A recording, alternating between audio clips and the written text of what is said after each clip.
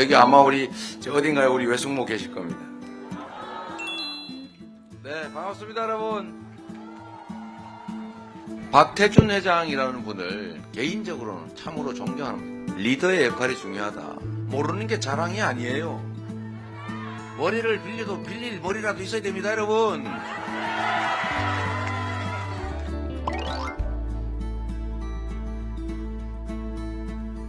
제3의 선택이 가능한 진짜 정치 교체하자. 이재명의 주장이고 안철수의 꿈이고 심상정의 소망사항이고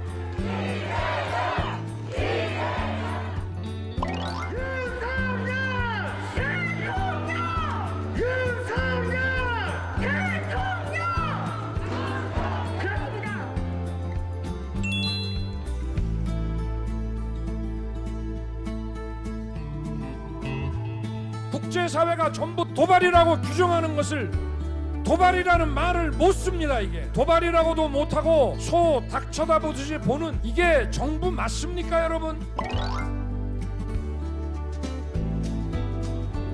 이런 좌파 운동권 이념에 빠져서 사거리 정치하는 사람들이 나라를 맡으면 열심히 일해도 소용없습니다.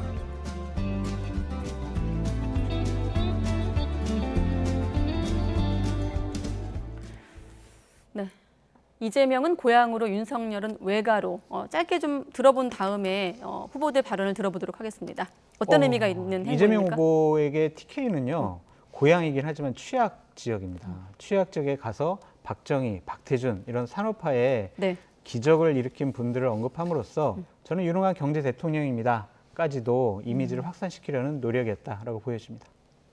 예, 뭐 지금 말씀하신 처럼 이재명 후보 같은 경우 본인의 고향이잖아요. 네. 그러니까 민주당이 열세를 보였던 지역에서 제가 볼 때 이번 선거에서는 예전보다 훨씬 더 높은 투표율이 나올 거라고 생각해요. 지지율이 나올 거라고 저는 보는데 그만큼 이제 최초로 TK에서 민주당 후보가 당선되는 그런 모습을 좀 보여달라 이렇게 호소를 했습니다. 그리고 네. 본인의 뿌리이기도 하고 또 많은 이제 TK 지역에 있는 분들도 이재명 후보에 대해서 그런 부분을 좀 긍정적으로 평가한 부분도 있기 때문에 거기를 집중적으로 공략을 하는 거죠. 물론 열세인 거 분명합니다. 그 열세의 과정에서 어느 정도까지 의미 있는 성과를 내느냐가 결국은 당선의 당락을 좌우할 수 있는 중요한 네. 요소가 되기 때문에 이렇게 됐다고 볼 수 있고 윤석열 후보도 뭐 이제 본인의 외가 얘기를 했는데 보통 이제 대선 후보들이 가면 그 지역의 연구라든지 아니면 뭐 관련된 거 다 얘기해서 연관지어서 얘기하지 않습니까? 네. 뭐 그런 차원에서 외가 얘기를 강조한 것 같은데 중요한 건 이제 각자가 취약점이라고 생각되는 지역들에서 얼마나 의미 있는 정도의 어떤 성과를 내느냐 하는 부분들이 결국은 이번 선거에 당락에 중요한 영향을 미치지 않을까 하는 생각이 듭니다. 네, 각자의 인연을 담은 행보, 그런데 그 중에서도 또 서로를 향한 원색적인 비난도 있었거든요. 두 후보의 발언을 이어서 들어보도록 하겠습니다. 어디 브라질 한번 보십시오. 브라질. 룰라 민주주의를 회복하고 서민경제 지원해서 세계 8대 경제 강국이 됐는데 어느 날 이 정치검찰들하고 부패 사법 권력이 거기 죄 뒤집어쓰고 막 끌어내리고 민주주의 후퇴하더니 경제도 확 후퇴해버렸잖아요. 브라질 국민들이 지금 얼마나 고통 겪고 있습니까? 순식간입니다, 여러분. 이게 리더의 자질과 역량입니다. 국정을 정확하게 알아야 합니다. 모르는 게 자랑이 아니에요.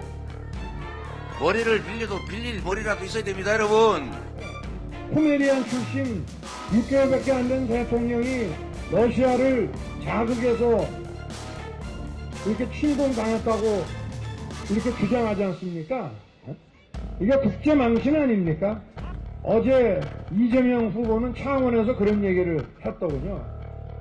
북에서 핵을 탑재할 수 있는 미사일 발사 실험을 금년 들어서 8번째 했는데 그건 뭐 일상적인 거 아닙니까? 이러고 도발이란 말을 못합니다. 이 정신 똑바로 차리고 이 나라를 중심을 잡아야 되는데 이게 도대체 뭐하는 사람들입니까, 여러분?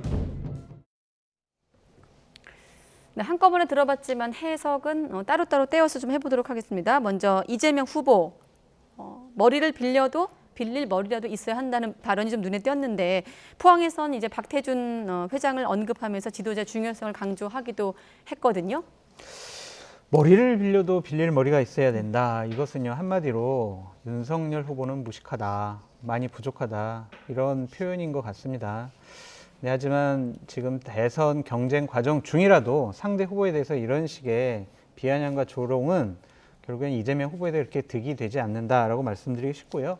상호 존중하에서 대선 경쟁이 이루어졌으면 좋겠다라는 생각이 듭니다. 또 국정을 정확히 알아야 된다는 말을 좀 강조하기 위해 나온 표현이긴 합니다만은. 그렇죠. 네. TV 토론 때 뭐 본인이 물어본 거를 제대로 윤석열 후보가 답변하지 못했다라는 것 때문에 이런 식으로 공격을 하는 것 같습니다. 오늘 포항 가서는 박태준 전 총리를 언급을 했는데요. 네. 제2의 경제 기적을 이루겠다라는 경제 메시지로 보여집니다. 그리고 저녁에는 고향 안동 갔었고요. 대구에서도 상당히 대구 표심을 노리면서 안동에서는요, 특히 저 고향 사람 대통령 한번 만들어주세요라고 외쳤습니다. 대구에서는요, 두루마기 메고 태극기까지 흔드는 퍼포먼스를 보였고요. 대구에서는 상당히 이재명 후보에 또 힘을 실어주는 모습도 보여졌는데 예비역 장성들께서 지지 선언을 했다라고 말씀드립니다. 네. 저는 아까 이제 장 교수가 이재명 후보에 대해서 그렇게 얘기했는데 윤석열 후보도 말씀을 주의하셔야 돼요. 현 정부에 대해서 좌파 정권, 주사파 정권, 바보 정권 이런 얘기하면 되겠습니까? 지금 저는요 파시스트 이런 옛날 색깔론 가지고 그런 얘기를 하시면 이게 정말 과연 국민들이 어떤 생각이 들까 하는 생각이 들고요. 어쨌든 지금 이재명 후보는 이런 얘기를 하는 거죠. 장 교수 잠깐 언급하셨습니다만 토론 과정에 이런 과정에서 국민들이 볼 때 좀 실망스러운 부분을 보인 부분이 있잖아요. 질문에 대해서 답변을 다른 말씀을 하시거나 질문에 답변을 회피하시면서 시간 없으니까 답변 안 하고 넘어가겠습니다.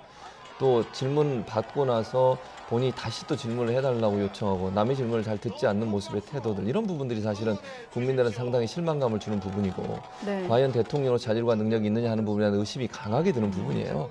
이재명 후보가 그 부분을 지금 지적하고 있는 거거든요. 그래서 대통령이 물론 윤석열 후보는 그런 얘기 많이 하셨습니다. 본인이 능력이 없더라도 다른 사람, 유능한 사람 쓰면 된다 대통령이 물론 뭐 맞는 말씀이에요. 그런데요. 그렇다 하더라도 큰 비전이나 방향성에 대해서는 대통령이 알고 계셔야 되는 겁니다. 그리고 어떤 사람을 적재적소에 잘 쓸 거냐 하는 부분은 그런 부분들을 잘 인식할 때 가능해지는 건데 그런 부분들이 좀 부족한 부분, 이런 부분에 대한 지적이다 이렇게 생각이 듭니다. 네. 또 윤석열 후보 같은 경우는 앞서 도발을 말 못하는 정권이다. 그러니까 좀 구체적으로 얘기를 하면 도발을 도발이라고 말을 못한다라면서 나라의 좀 중심을 잡아야 된다는 점을 강조했거든요. 그렇죠. 지금 뭐 북한에서 강원도에서. 미사일을 쏘더라도 그냥 발사체라고만 얘기를 하고 있고 저런 미사일들 발사하고 NSC 회의를 열고 나면 유감입니다. 좀 더 진전된 표현은 정말 유감입니다. 강한 유감입니다. 이런 식으로 얘기만 하고 있거든요. 과연 대한민국의 국민들의 생명과 안전과 재산을 보호할 수 있는 정권이냐라는 의구심을 윤석열 후보는 얘기했다라고 보여집니다.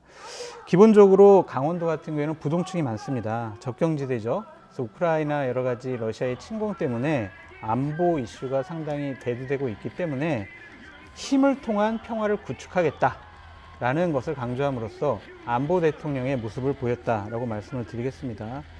그리고 도발이란 도발을 말 못하는 정권, 정부가 바보짓 안 하고 대통령이 멍청한 짓 안 하면 잘 살 수 있다.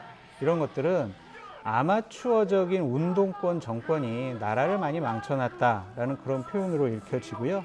러시아 침공은 국제법 위반이고 임기 6개월 차의 대통령이 러시아를 자극해서 침공당한 것이다 라고 얘기한 이재명 후보도 아울러 함께 비판을 했다라고 말씀드립니다. 네, 윤석열 후보가 선거가 가까워질수록 물론 이제 이재명 후보에게 적용되는 부분도 있습니다만 조금 더 표현이 거칠어지고 있는 것 같아요. 현 정권을 향해서 끼리끼리 해먹는 패거리 정치라고 했고 또 민주당 개혁안을 놓고도 비판의 목소리를 냈거든요. 그러니까요. 그럼 뭐 끼리끼리 해먹는 패거리 정치인데 본인도 거기서 같이 하셨잖아요.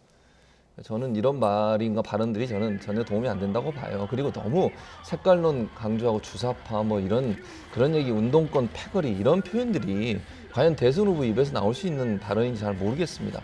막판으로 가면 갈수록 보수층을 결집하려는 의도가 있다고 보이는데 그 의도가 과연 살아날 수 있을까요? 국민들은 저런 부분에서 상당히 불쾌합니다. 저는 그렇게 보고요. 저런 표현보다는 본인의 정책과 비전을 잘 설명하는 게 필요하다는 생각이 들어요.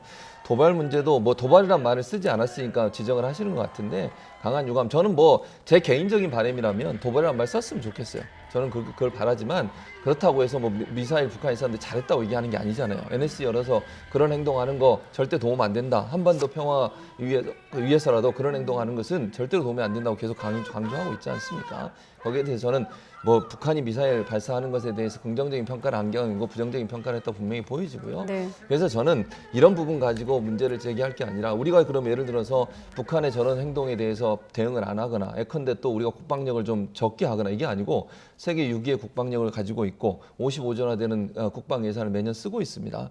우리 문재인 정부 들어 첨단 무기들 너무 많이 구입을 했어요. 또 그런 상황으로 본다고 하면 윤석열 후보가 걱정하시는 것처럼 뭐 우리 정부가 국방력을 너무 안이하게 생각한다. 저는 그렇게 보지는 않습니다. 네. 기본적으로 자꾸 이제 윤석열 후보가 좀 막말을 한다라고 말씀하셨는데 이재명 후보의 어제 발언 같은 경우에는 이것은 막말을 넘어서 정치 보복을 하겠다라는 본인의 표현의 의지를 또 얘기한 것이 아닌가라는 생각이 듭니다. 어제 이제 양산 가서 유세했을 때는요, 정치 보복해서는 절대로 안 됩니다. 그렇게 얘기했다가 다른 지역 가서는 바로 한 4시간 있다가 다른 지역 가서는 정치 보복은 숨겨놨다가 몰래 하는 거지 어떻게 저렇게 대놓고 얘기를 합니까? 이런 식으로 얘기했거든요.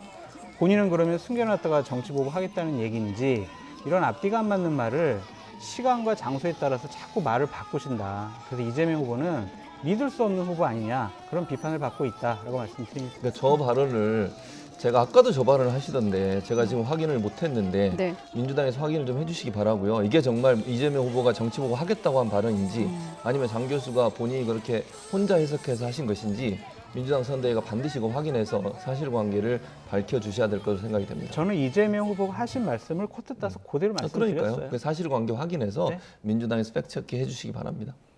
네. 자, 이 지금 말씀하신 이 발언도 그렇고요. 지난주에 두 분께서도 이 점을 좀 강조하신 것 같은데 대선이 가까워질수록 실점이나 실언 좀 조심해야 된다고 하셨거든요. 물론 다음에 소개해드릴 발언이 실언인지 아닌지는 좀 따져볼 일입니다만 일단 윤석열 후보의 성인지 예산을 둘러싼 발언으로 논란이 일고 있고 또 여야 공방도 이어지고 있는 상황입니다. 일단 발언은 지금 나가고 있죠. 성인지 감수성 예산이란 걸 30조 썼다고 알려져 있다라는 발언을 하면서 여기에 대해서 이제 민주당 쪽에선 가짜 뉴스로 억지 주장을 하고 있다, 참사다, 망언이다 이런 발언들이 나오고 있거든요. 좀 설명을 좀 해주시죠. 이 부분은 민주당이 뭘 잘못 알고 윤석열 후보를 공격하고 있다라고 말씀을 드리겠습니다. 성인지 예산은요 2008년도부터 국회에서 법을 정해가지고 정부에서 성인지 예산안 작성 지침이라는 것을 내렸어요. 그래서 항상 해마다 각 부처에 있는 성인지 관련 예산을 종합적으로 한 대로 모읍니다. 그래서 국회에 제출을 해요. 그래서 국회 예산정책처 같은 경우에는 성인지 예산을 각 부처의 성인지 예산을 다 취합을 해서 분석을 합니다. 그렇기 때문에 2021년 성인지 예산서와 결산서를 보면 이 정부의 성인지 예산은 35조다라는 것이 정확한 얘기고요. 예를 들면 농림축산식품부에서는요 성인지 예산이 16개 항목에 4천억이에요.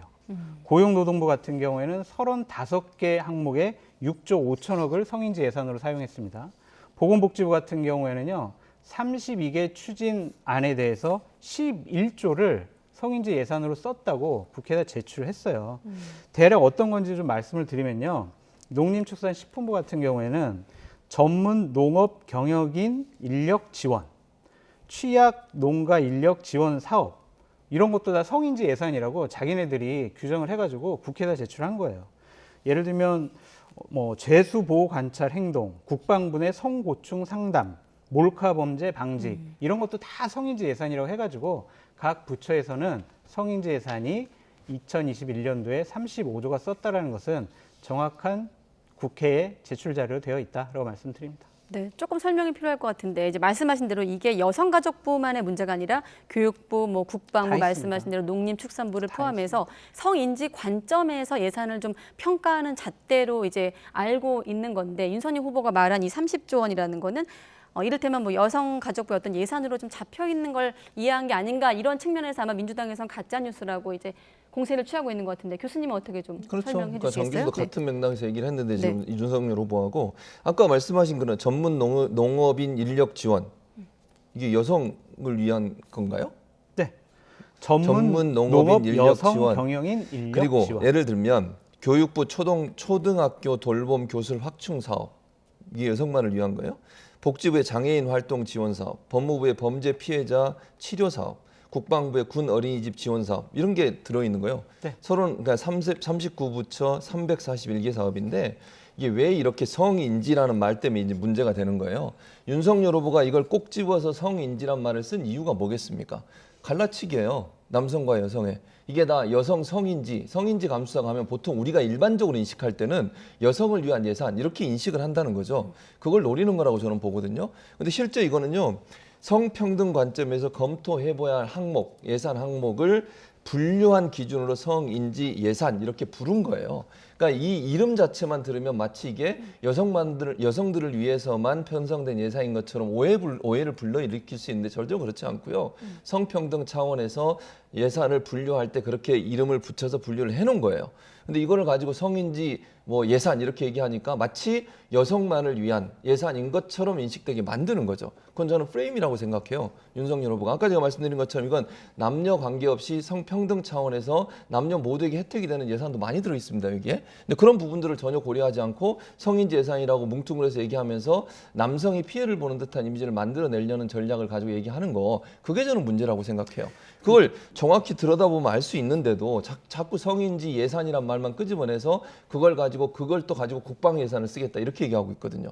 결국은 현 정부가 여성을 너무 편들고 있다라고 하는 부분을 부각시키려는 이런 프레임을 만들려는 전략이다. 윤석열 후보에 그렇게 분석이 됩니다. 근데 윤석열 후보가 얘기한 거는 어쨌든 국회에 제출하고 정부 행정부 내에서의 예산안에 대해서 제대로 잘 설명한 거다. 그것에 대해서 민주당 의원들이 가짜 뉴스다. 뭐 성인지에 대한 무지다. 이거 가짜 뉴스를 인용해서 발생한 참사다. 이런 식으로 얘기하는 것은 또 하나의 가짜 뉴스 프레임이라고 생각이 듭니다. 성인지 예산 30조 이게 잘못됐으면 뭐가 잘못됐는지 30조가 아니라 35조다라고 얘기를 하든지 해야지 공식적인 성인지 예산이 있다라고 얘기한 것 자체를 왜 가짜뉴스라고 하는지 이거는 공격을 위한 공격이다라고 말씀드릴 수밖에 없습니다. 그러니까 그 말 자체가 잘못됐다는 건 아니에요. 지금 말씀은 성인지 예산으로 분류된 건 맞아요. 그런데 의도를 보면 이렇게까지 윤석열 후보가 이걸 성인지 예산이라고 뭉뚱그려서 얘기하면서 남성과 여성을 갈라치기 하는 요소로 작용하는 건 정말 잘못된 행동이에요. 근데 그거에 대해서 지금 지적을 하는 겁니다. 그러니까 이 부분이 윤석열 후보 입장에서는 선거 막판에 어쨌든 이대남이나 아니면 남성의 지지를 더 많이 받고 있다고 생각하시는지 모르겠지만 그런 부분들 더 부각하려는 의도가 있다고 생각이 들어요. 그리고 현 정부가 너무 여성 편향적이라는 얘기를 하고 싶은 거죠, 결국은. 근데 그렇게 이 예산을 가지고 그렇게 접근하는 것은 지극히 잘못된 접근이라는 생각이 든다는 겁니다. 윤석열 후보의 정확한 워딩은 성인지 감수성 예산이라는 걸 30조 썼다고 알려져 있습니다. 이렇게 돼 있잖아요. 이게 무슨 어떤 다른 뭐 남녀를 차별하고 갈라치게 하려는 그런 얘기가 어디에 있습니까? 그리고 성인지 예산 같은 경우에 페미 전용 예산이라고 얘기한 적도 없어요. 그러니까 이 구체적인 사실에 대해서만 우리 팩트로 얘기를 해야지 이것을 한꺼풀 더 베껴서 해석을 하고 내 생각까지 얹어가지고 공격하는 수단으로 삼는 것은 좀 부적절해 보이지 않나라는 생각이 듭니다. 하나 더 네, 지적을 하면 여기까지만 그러면 드릴게요. 네, 요 대목은? 예를 들면 성인지 예산만 가지고 그럼 끄집어내서 얘기할 게 아니라 다른 예산 가지고도 그럼 얘기를 해야죠. 이게 의도적으로 성인지 예산만 끄집어내서 얘기했다고 오해할 수 있는 충분한 여지가 있다고 저는 생각을 해요. 예를 들면 다른 예산 중에 이런 부분이 잘못됐습니다 얘기한 게 아니고 성인지 관련된 예산만 얘기한 것은 그런 오해를 불러일으키기 충분하다는 얘기를 하는 겁니다. 네. 아무튼 좀 전에 자막에 나갔습니다만 성인지 예산이라는 거는 실제 집행되는 예산이 아닌 기준이라는 점 이번에 좀 한번 참고하시면 되겠고 이걸 토대로 또 후보의 발언과 공방을 좀 이해하시기 바랍니다. 자, 그리고 지난주에도 국회에서 대리전 양상이 이어졌는데 국방위에서도 상대당 후보 겨냥해서 공세가 이어졌습니다. 토론회 2라운드 좀 같았거든요. 한번 발언을 모아봤는데 먼저 들어보시죠. 네, 우리 군사 이 작전상에 이 일본군의 한반도 진주를 전제로 한 작전 개념은 없는 것 아닙니까? 예, 현재 그렇습니다. 예, 일본군이 경우에 따라 유사시에 들어올 수 있다라고 하는 것은 어느 나라 이 사람 얘기인지 모르겠어요. 일본 사람 얘기 같은데. 그 우리 군은 그런 개념이 없고. 또 이 한미 연합 체계상에도 그런 작전 개념은 없는 것이죠. 예, 그렇습니다. 기억하시는지 모르겠지만 민주당에서 지소미아는 토착 외구랑 협력하는 거라고 지소미아 폐기하라고 그렇게 공격을 했었어요. 일본하고 지금 군사정보 특히 북한 미사일 쏠 때 서로 협력하는 게 친일행위라고 생각하세요? 지금 국방부가 친일행위하고 있는 거예요? 그렇지 않잖아요. 그러니까 지금 문재인 정부가 지금 친일 정부라는 이야기밖에 안 되는 거예요. 그런 이야기를 했어요. 네, 토론회 이후에 또 벌어졌던 상황이 좀 연장된 측면이 있는데 일단 민주당 의원들은 윤석열 후보 안보관에 대해서 집중 공세를 벌이고 있습니다. 그렇죠. 무력을 통해서 북한 내 뭐 선제 타격을 하려고 뭐 전쟁을 일으키려는 거 아니냐 막 이런 식으로 민주당에서 공격을 하고 있는데 이것은 의도된 공격이다라고 말씀을 드립니다. 아, 의도된 공격이다. 네. 그러니까 지금 전쟁이냐 평화냐 중요한 시점에서 윤석열 후보는 오히려 전쟁을 통해서 대한민국의 생명과 안전 이것들을 보호하겠다 이런 식으로 얘기를 하고 자신들은 어떠한 일이 있어도 평화를 해야 됩니다. 전쟁이 일어나면 안 됩니다. 이런 식으로 얘기를 하고 있는 건데 누가 전쟁을 좋아하겠습니까? 당연히 평화를 다축을 해야죠. 그러다가 안 돼서 외교적인 협상, 정치적인 협상이 안 돼서 북한이 우리를 향해서 핵미사일을 쏘려고 할 때 우리 가만히 있으면 안 되잖아요. 그 원점을 타격하겠다는 선제 타격을 선제 공격이라는 개념으로 공격을 해서 윤석열 후보에게 전쟁을 더 원하는 사람이다라는 프레임을 씌우는 건데 그것은 옳지 못하다고 생각을 합니다. 저는 이제 윤석열 후보가 약간 좀 헷갈린 게 있었던 것 같아요. 한미일 안보 협력이 있고 한미일 군사 동맹이 있는데 한미일 안보 협력을 한다라는 것은 여러 가지 정보를 교류를 해서 북한이 미사일 쏘면 어디에 떨어졌고 어디를 향했고 어느 종류를 쐈고 이런 것들이 안보 협력인데 군사 동맹까지 가면요. 한미 상호 방위 조약처럼 한국에서 전쟁이 일어나면은 미국이 자동 개입하지 않습니까? 그럼 군사 동맹까지 가면 일본의 자위대가 곧장 우리나라에 진입을 할 수가 있는 부분인데 이분은 조금 헷갈려 하시지 않았나라는 좀 생각이 들고요. 어떠한 일이 있어도 일본의 자위대가 한반도에 진출해서는 안 되죠. 윤석열 후보가 TV 토론 때 얘기했던 것은 만약에 이렇게 되면은 이럴 가능성도 있어요 라고 얘기를 한 거지 일본 자위대가 한국에 이렇게 와서 한국 방위를 한다? 이것을 얘기한 건 아니다 라고 말씀드립니다. 그러니까 안규백 의원도 국방장관한테 한미일 안보동맹 추진할 생각 있는 질문을 던지면서 공세를 했죠. 그렇죠. 분명히 실언이죠. 저는 윤석열 후보 그 발언은 상당히 위험한 발언 중에 하나라고 생각해요. 심상조모가 그래서 다시 물어봤거든요. 그러면 일본군이 우리나라에 들어올 수 있다는 거냐? 뭐 전제할 수 없지만 뒤에 그렇게 달긴 했지만 그럴 네. 가능성도 있다라고 여지를 열어놨어요. 지금 당장 들어오는 건 아니지만 그런 상황이 되면 그럴 가능성도 있다라는 여지를 남겨놓고서 전제하는 건 바람직하지 않지만 이렇게 이제 뒤에 얘기를 했거든요. 그럼 그 말 그대로 들어오면 만약에 경우가 생긴다고 하면 일본의 자위대가 우리나라에 들어올 수 있다는 진입할 수 있다는 발언으로 인식될 수 있어요. 그런 여지를 남겨놨다는 말씀을 드리는 거예요. 그건 얼마나 위험한 발언입니까? 일본군이 우리나라에 들어오다니요. 있을 수 없는 이거 지금까지 어느 대통령도 뭐 이게 진보 보수를 떠나서 어느 대통령도 일본군이 우리나라에 주둔하거나 들어오는 것을 허용한 적이 없어요. 네. 그래서 우리나라와 미국은 혈맹이지만 일본과 우리나라는 군사 협정을 안 합니다. 그러니까 안보 협력만 하지 군사 동맹은 맺지 않아요. 일본은 아직도 독도를 자기네 땅이라고 우기고 극우 세력들이 극세를 하면서 우리나라를 얼마나 괴롭히고 있습니까? 그런 상황에서 일본군이 우리나라에 들어온다. 우리 국민 감정들이 그걸 받아들일 수 있겠습니까? 그런 상황에 저 말씀을 하신 건 대단히 잘못됐다 저는 보고요. 앞으로도 말씀을 주의하셔야 돼요. 저기에 잘못 오해하게 되면 일본군이 우리나라에 주둔하거나 들어올 수도 있다고 하는 그런 얘기로 들릴 수 있어서 이거는 상당히 위험한 발언일 수 있다 이렇게 생각합니다. 그러한 공격은 이제 호도하는 거예요. 그러니까 공격을 위한 공격이라는 생각이 듭니다. 만약에 이제 이런 식으로 제가 공격하면 어떻게 하려고 그러십니까? 이긴 전쟁보다 더러운 평화가 낫다. 아무리 비싸고 더럽고 자존심 상해도 전쟁보다 평화가 낫다라고 이재명 후보가 2017년도에 얘기를 했어요. 이 얘기는요. 이완용이 얘기했던 거랑 비슷해요. 아무리 나쁜 평화라도 전쟁보다 낫다. 이게 다 조선의 평화를 위한 것이다. 그러면은 이재명 후보는 이완용과 똑같은 사람이다. 이렇게 공격하면 수긍하시겠습니까? 그러니까 이렇게 너무 과장해서 해석하는 것은 옳지 못하다라는 생각이 듭니다. 과장해서 해석하는 게 아니고 들어올 수 있다고 얘기한 걸 얘기한 거예요. 그러니까 본인이 들어올 수 있는 여지를 남겨놓은 거에 대한 발언에 대해서는 이건 위험한 발언이라고 말씀을 드린 것이고 네. 2017년에 했던 발언 가지고 얘기하는데 전쟁보다 평화가 낫다는 의미로 얘기를 했어요. 근데 그것도 2017년에 얘기하고 지금의 상황은 달라질 수 있지만 더러운이라는 표현 때문에 지금 그러시는 것 같은데 어떤 상황에서 국가를 지키기 위해서 우리 국민들을 지키기 위해서 평화를 유지하는 거 그게 정말 굴욕적이거나 아니면 정말 상대방이 공격했는데 우리가 그걸 참아내는 게 아니라 거기에 대해서는 명확하게 타격하지만 가능한 한 평화를 유지하려고 하는 대통령의 마음을 갖는 것은 당연히 중요하다고 저는 생각합니다. 제 말이 네. 그 말입니다. 네, 대선 후보들의 발언이 사실 국내 언론만 보고 있는 게 아니니까요. 우리와 관계돼 있는 관계국도 언론들도 지켜보고 있기 때문에 앞서 헷갈린다고 하셨습니다만 좀 용어 구분은 좀 뚜렷해야 되지 않을까? 네, 이런 생각이 듭니다. 대선 후보들이. 네. 자, 이런 여야 기싸움은 윤석열 후보를 향한 병역 면제로도 이어졌거든요. 이제 부동시 관련한 또 병역 문제를 두고 기싸움이 벌어졌는데 이 문제는 좀 어떻게 볼 수 있을까요? 뭐 이 문제는 짧게만 뭐 여쭤보면요. 그 법무부 장관이 그걸 밝히겠다고 했어요. 그러니까 저는 이거 확인하면 될 거라고 생각을 합니다. 뭐 지금 민주당에서는 그 부동시가 처음에 군대 갈 때는 면제받는데 부동시가 있다 그랬다가 검사로 임명될 때는 문제가 없어 임명됐고 나중에 또 인사청문회 그때는 또 부동시가 있었다고 얘기하고 이러면서 이제 이게 바뀌었다는 거 아닙니까? 그런 의혹을 제기한 거고 네. 그 문제에 대해서는 지금 법무부에서 기록을 갖고 있지 않겠어요? 검사 임용 당시에 어디서 검사를 받았고 검사 내용이 부동시인가 아닌가 하는 부분들을 볼 수 있기 때문에 저는 이제 그 법무부에서 자료를 밝혀주겠다고 했으니 그걸 보고 나서 결정하면 될 거라고 저는 생각합니다. 그 부분에서 정말 3번의 조사가 정확한 곳에서 했는지 본인과 특별히 연관되지 않는 공정한 곳에서 조사가 됐는지 하는 부분하고 거기에서 부동시가 있는지 없는지 확인하면 사실관계가 밝혀지지 않을까 이런 생각이 듭니다.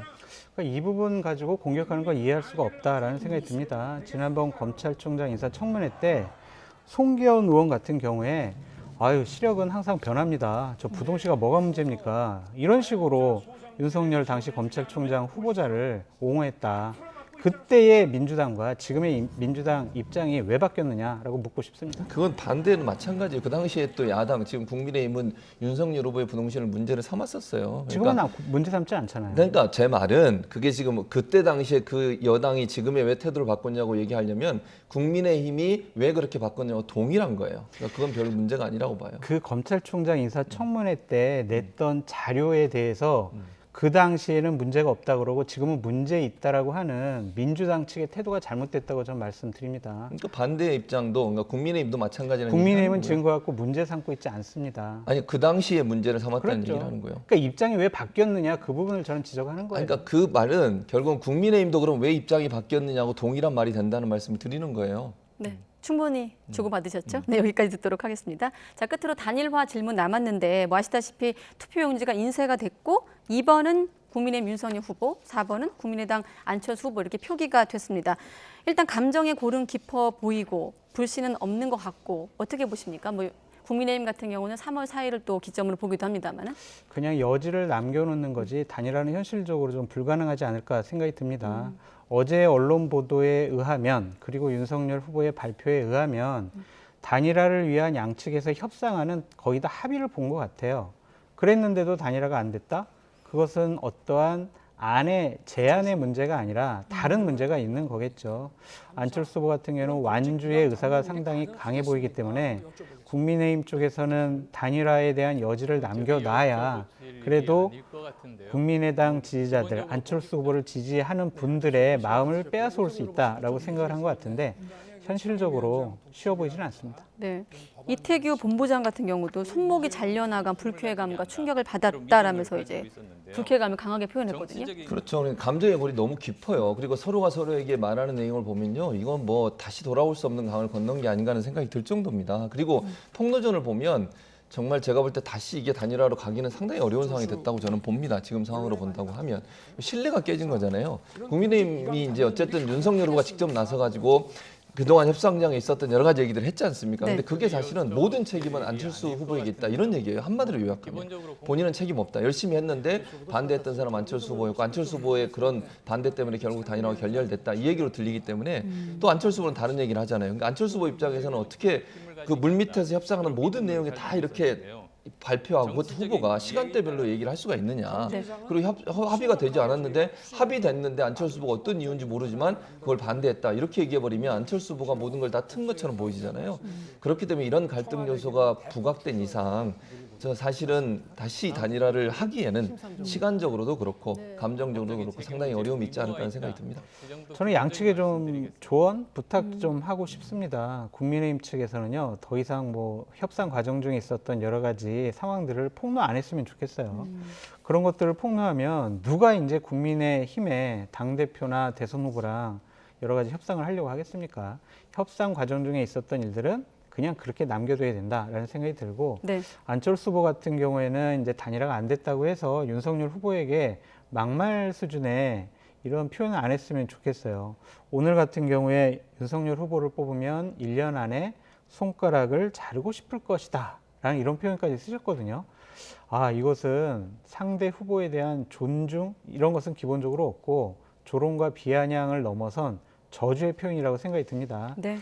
대한민국 국민들이 보고 있는 대선판이 이런 식으로 흘러가서는 안 된다라고 말씀드립니다. 네. 제가 2분만 시간을 더 쓰겠습니다. 자, 두 분과는 이제 다음 주 월요일 다시 만날 텐데 그 사이에 3차 토론회가 있고 사전투표가 시작이 됩니다. 어떤 점에 좀 주목하고 계십니까? 일단 토론회가 저는 중요할 거라고 봐요. 중도 표심에서 아직 마음을 확정하지 못하신 분들 입장에서 마지막으로 토론회에 또 관심을 가지실 겁니다. 네. 거기서 후보들이 어떤 모습을 보이느냐, 대안을 제대로 잘 내느냐, 비전과 정책을 얘기하느냐, 아니면 또 네거티브를 하느냐, 이건 상당히 부정적으로 저는 영향을 미칠 거라고 생각해요. 그래서 토론회에서 후보들의 발언이나 아니면 후보들의 토론 내용이 마지막 표심을 결정하지 못한 분들한테 중요한 영향을 미칠 거라는 생각이 들고요. 사전 투표일이 얼마나 되느냐도 중요한 관전 포인트가 될 거라고 생각을 합니다. 저는 높을 거라고 생각해요. 여러 가지 요인이 있는데 그 중에 하나가 이제 일단 마음을 정한 분들이 많이 있고, 두 번째는 코로나19 때문에 분산해서 투표하려는 의도를 가지고 있는 분도 많습니다. 그러다 보니까 아무래도 사전 투표율이 높을 텐데 그 투표율이 어느 정도까지 올라가냐, 예전에 사전 투표를 뚫고 올라갈 수 있을 거냐 하는 부분, 이 부분도 사실은 당락의 여러 가지 요인으로 작용할 수 있기 때문에 이 두 가지가 사실은 중요한 어떤 포인트가 아닐까 이런 생각이 듭니다. 저는 양 캠프에 이런 얘기를 하고 싶어요. 우리는 잘하고 있는데 왜 다른 사람들은 우리를 비판을 하고 조언을 하려고 할까? 그런 것들이 바로 부족함이거든요.